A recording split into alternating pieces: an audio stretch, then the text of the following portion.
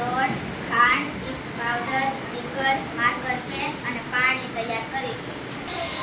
સૌપ્રથમ બીકરમાં મેંદાનો લોટ લો.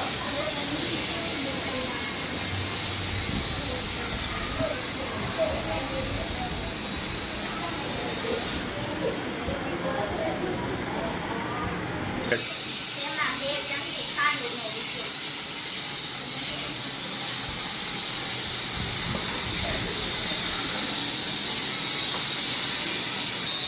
ત્યારબાદ તેમાં ગરમ પાણી ઉમેરીશું.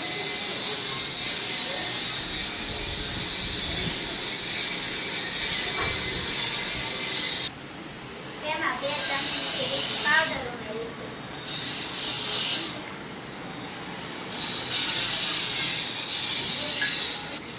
ત્યારબાદ મિશ્રણને હલાવશું. ત્યારબાદ માર્કર પેન વડે સપાટીની નોંધ કરીશું.